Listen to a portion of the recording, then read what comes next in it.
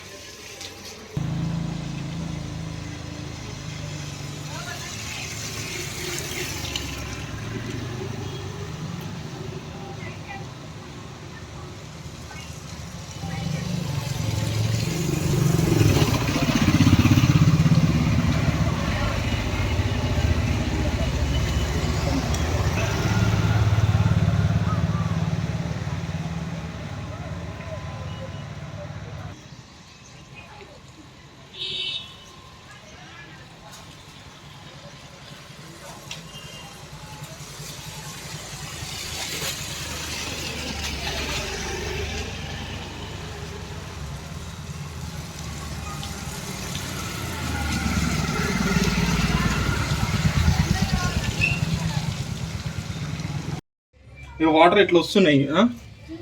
ఇవి మంచి అంత చెత్త వస్తాయి. అవి ఇప్పుడు మంజీరా వాటర్ అంటారా? అవి తాగడానికి ఎట్లా అసలు?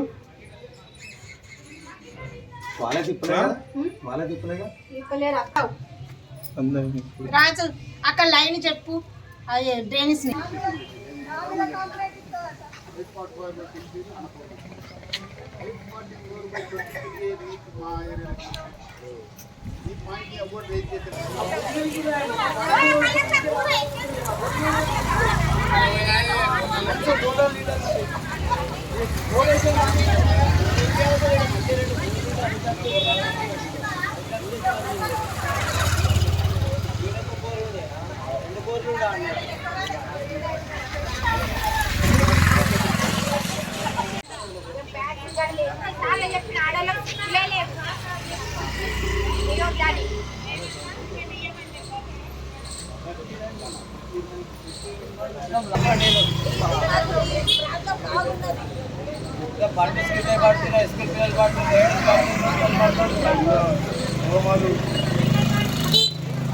అంటారు, ఓట్లు అంటారు, ఇది అంటారు. వచ్చి ఒక్క నీళ్ళు చూడరు.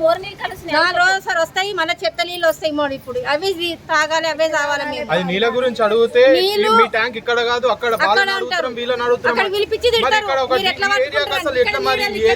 ఏరియాలు బతకొద్దా వాళ్ళకి? ఇప్పుడు ఈ ఏరియా వాళ్ళకి మాకు నీళ్ళు కావాలా?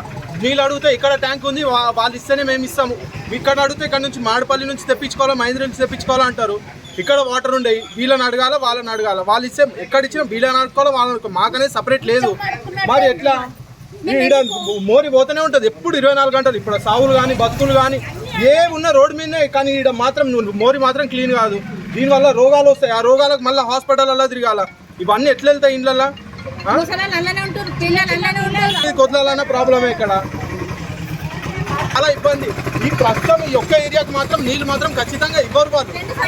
ఆ పక్క గల్లీలో ఇస్తారు, అక్కడ కింద ఇస్తారు. ఇక్కడ ఉన్న వాళ్ళు మాత్రం ఎండాల మళ్ళీ ఇంట్లో కలుస్తాయి. ఇంట్లో మంజీరా వాటర్లో కలుస్తాయి. ఆ కావాలంటే వాటర్ తీసుకోవచ్చు. ఇప్పుడే వచ్చినాయి నీళ్ళు, అన్నప్పుడు మొత్తం చెత్త చెత్త వచ్చింది.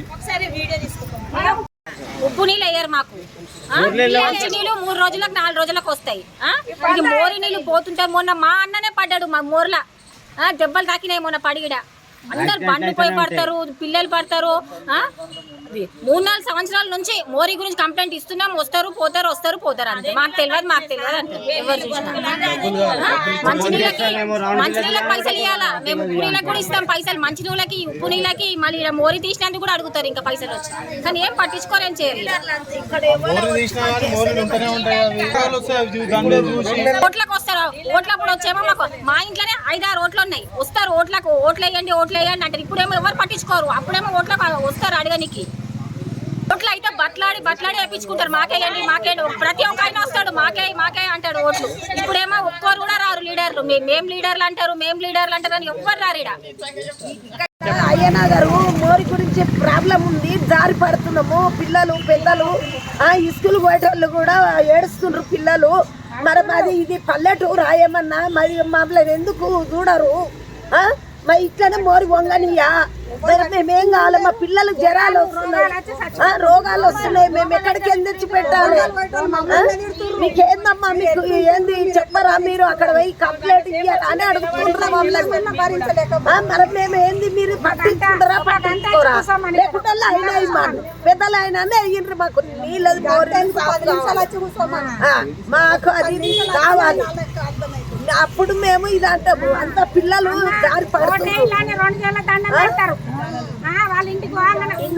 నీళ్లు చూసుకోమను రమ్మను. ఎవరు లీడర్లే కానీ ఎవరే కానీ మేము ఒకటిసారి ఆలోచించుకోమని చెప్పాలి.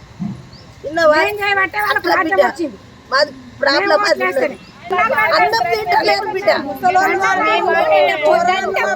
నెల రోజుల నుంచి మోరీ ఇట్లనే పొంగుతుంది. అందరు జారి పడుతుండ్రు, మంచిగా తయారైపోతున్నారు. వెనకల పడుతున్నారు జారి. పిల్లలు పడుతున్నారు, స్కూల్ పోయి పిల్లలు పడుతున్నారు. ఇది లోడ్ ఎక్కువైంది. మీద గుట్ట మీద లోడ్ అంతా ఇక్కడనే అయింది. ఆ లోడ్ అంతా ఇక్కడ దానికి సరిపోతలేదు.